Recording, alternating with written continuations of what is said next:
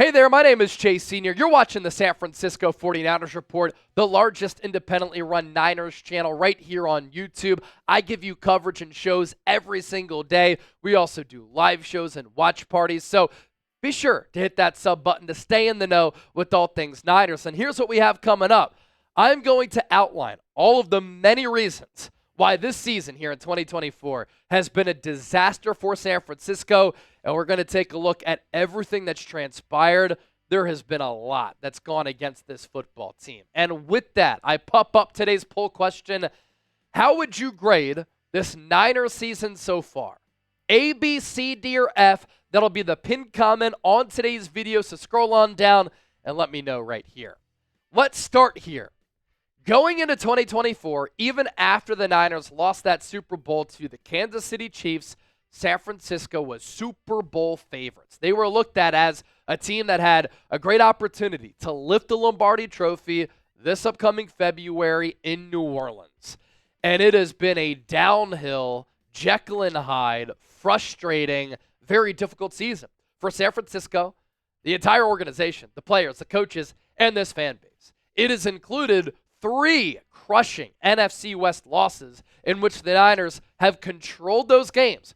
Rams, Cardinals, Seahawks. They've had big leads. They've had leads with under 2 minutes to go, and they've lost all 3 of those games. If the Niners won those games, we're sitting here looking at an 8-win ball club with 5 games left that has an opportunity to make it to the playoffs. But when you lose those games, it can unravel and spiral out of control very, very quickly. And now San Francisco has lost 3 games in a row. It started with that game against Seattle they should have won. They got dominated by the Green Bay Packers, 38-10, and then they lost in the snow to Buffalo on Sunday night, 35-10. You have injuries out of the wazoo, and now the playoffs are a pipe dream. The sequence of events for this team have also been nuts. It has truly been a season from hell for the 49ers, an unmitigated disaster. And it all started with that weird vibe training camp. And yes, the Brandon Aiyuk contract dilemma was a part of that. It took forever to get this deal done. And then the Niners had to embark on training camp without an all-pro wide receiver, and the connection when he was on the field between him and Brock Purdy was off, and he wasn't in shape. He looked like crap to start the year. Then he has a great game against Arizona, and a few weeks later against Kansas City, suffers a horrific knee injury. The Niners gave him $76 million in guaranteed money, and we're not sure he's ever going to be the same player again. Brutal. Multiple ligament tears in that knee after that crunching hit against the Chiefs. Trent Williams, another all-pro player, another important player, left tackle, protecting the blind side for Brock Purdy, also was nowhere to be found all throughout training camp and in the preseason like Brandon Aiyuk.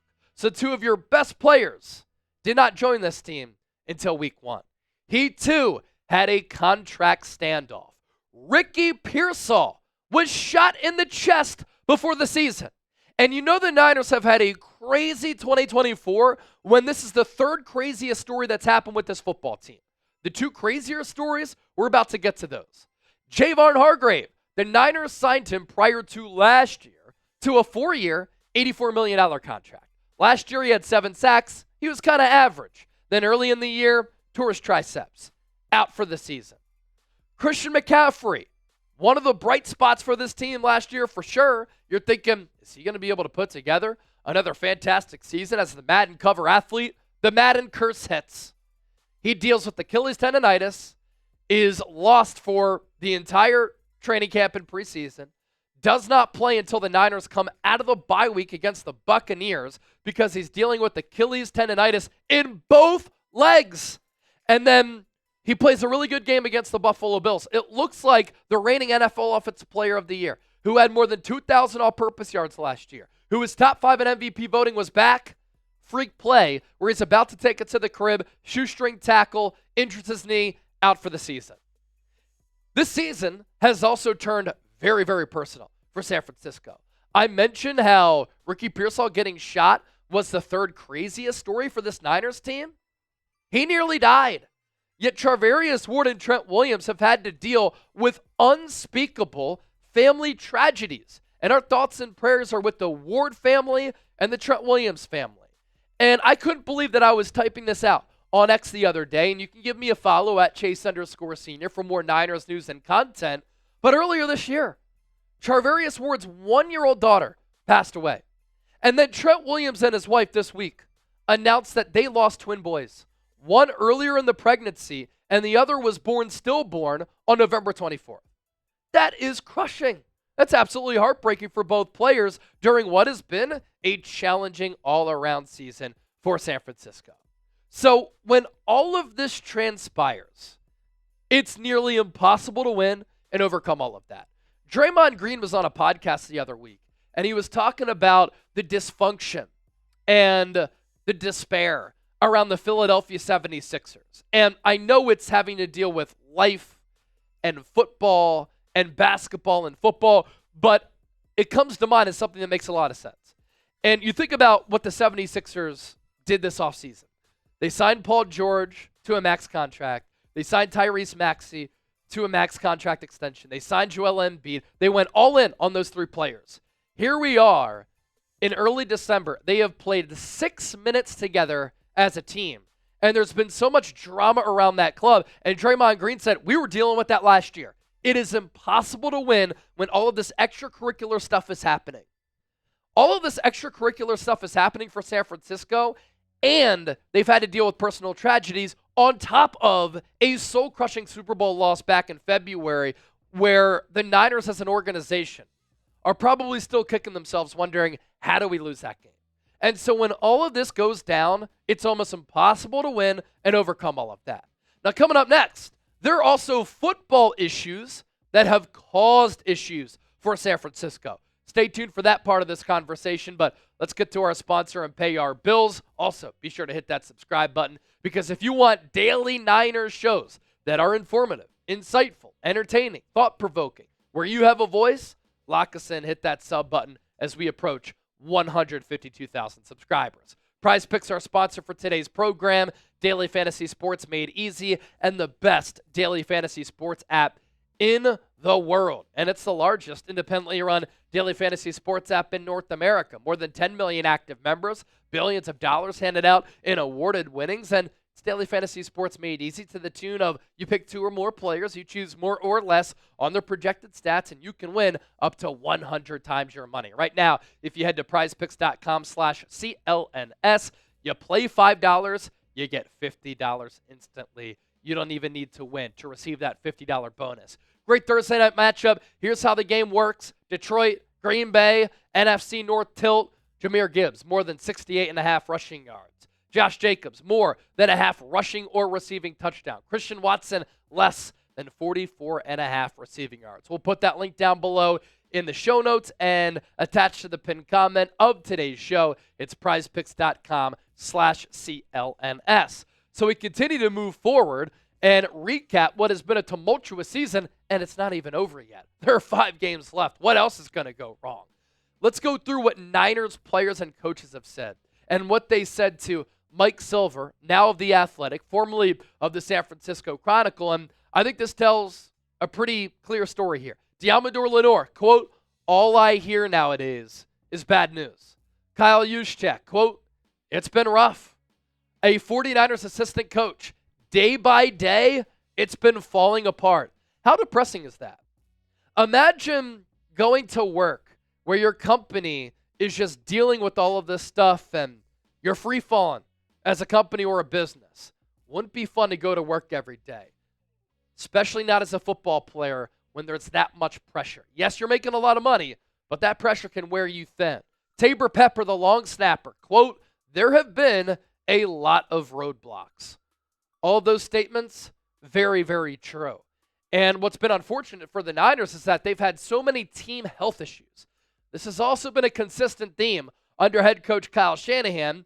Every year since he took over in 2017, the Niners have been top 10 in injury rate. This year, they're well on their way to probably being the most injured team in the NFL. But last year, they were the 4th healthiest team in the NFL. Of course, you only got 1 year of that, and now you get more injury misfortune. And these injuries have been insane because the injuries have occurred to some of the best players. Brandon Aiyuk, out for the year. Javon Hargrave, out for the year. Christian McCaffrey, out for the year. Troy Greenlaw has not played this year. Talanoa Hufanga has barely played this year. Nick Bosa, missing extended action. Deebo Samuel, in and out of the lineup, out of shape. George Kittle, he's missed time. Juwan Jennings, he's missed time. Brock Purdy, dealing with the shoulder injury. He missed that Green Bay game. Aaron Banks, starting left guard, out. Jordan Mason, high ankle sprain, injured reserve. Diamador Lenore, your best corner, also injured. As far as football issues go, execution's been a problem. The game of football has been a problem. Niners have been awful in the red zone. For a long while there, before the back-to-back losses to Green Bay and Buffalo, they were number 2 in yards per game. They were a top 10 scoring offense.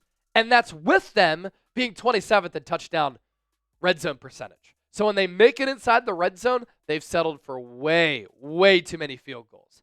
And how many one-score games have they lost?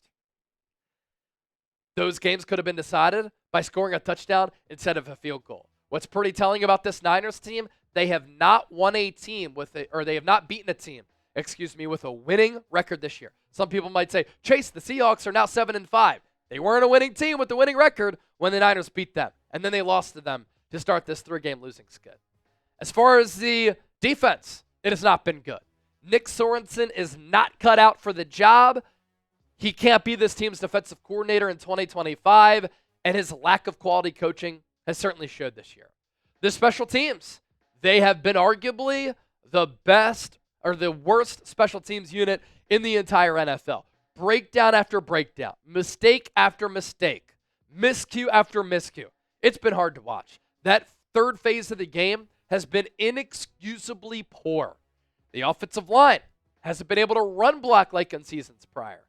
Haven't been able to pass block like the last couple of years because San Francisco continues to not invest into that side of the ball. And then you see some of these players declining or some of these players not taking leaps. As far as the decline, Deebo Samuel has declined. He looks slow. He looks out of shape. He looks unmotivated. He looks like he's in a bad spot. Some of his Instagram stories that he's posted doesn't seem as though he's in a great mental spot, and that's translated to his play on the field. Has not brought it this year, and that's highly disappointing.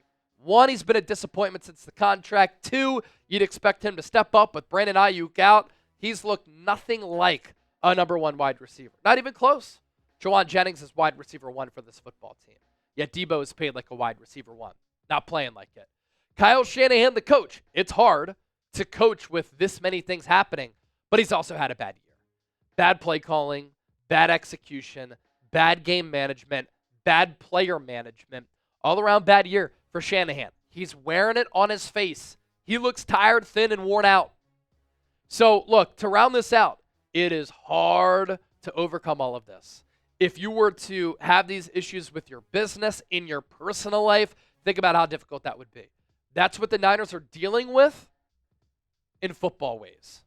So can the Niners contend after this year? C for contend, O for over. Think about how ugly it was for the Philadelphia Eagles last year. Can the Niners have a similar turnaround? I think so.